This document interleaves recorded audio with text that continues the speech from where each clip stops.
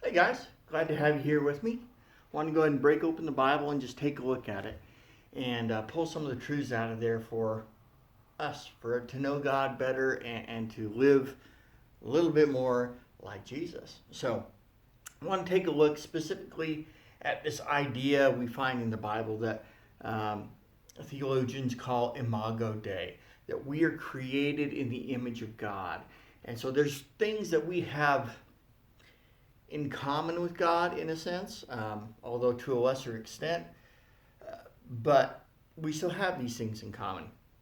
And today I want to look at a very simple idea.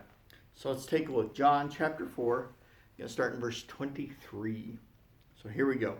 It says, "But the time is coming, indeed, it's here now, when true worshipers will worship the Father in spirit and in truth. The Father is looking for those who will worship him that way. For God is spirit. So those who worship him must worship in spirit and in truth." So guys, it's this very simple concept. God is spirit. So what does that mean? Well, it means that God is immaterial. He can't be touched. We can't go walk out the door and see God. We can't smell him. We can't taste him. We can't hear him walking around unless he chooses to make himself known in the material world. He isn't affected by it. We can't perceive him through it. It also means that because God is infinite, he's infinitely everywhere all at once. We talked about that before last week, and just this idea that he is everywhere all at once. And the way he is able to do that is because he is spirit. And so he is everywhere all at once, all at the same time. And that's a big statement. I recognize that. There's a lot to take in and really ponder, but it's true. And that's something we have in common with him.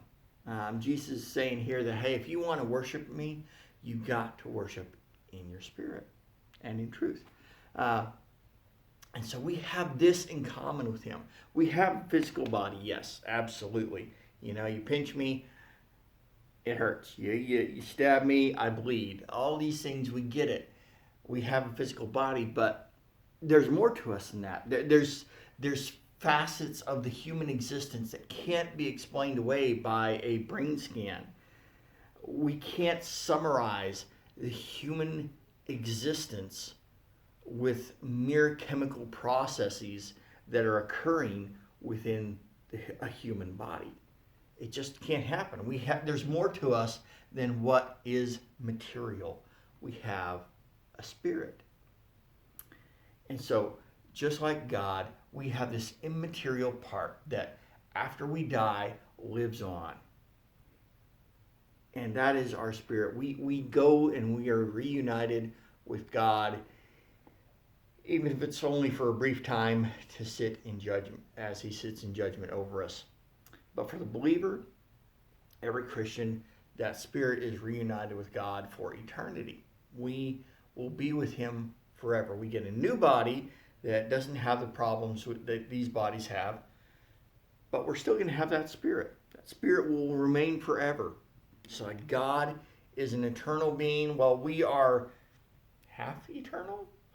We have a definite beginning, but we don't have an end. And so the way we need to look at it is just this simple idea that God is a spirit and he made us in many ways to be like him, to be similar to him, so that people, other things can look at us and see a glimpse, even if it's a small glimpse, of God. And that's a pretty flattering thought to me, that God made us in his image so that people could see himself in each of us. So I just want to let you guys know that. I want to encourage you to see that in others and to live a life that shows more clearly that there is God and he's good. Anyway, that's what I had for you guys today. And I hope it gives you some food for thought for today. I love you, and I will see you next time. Bye.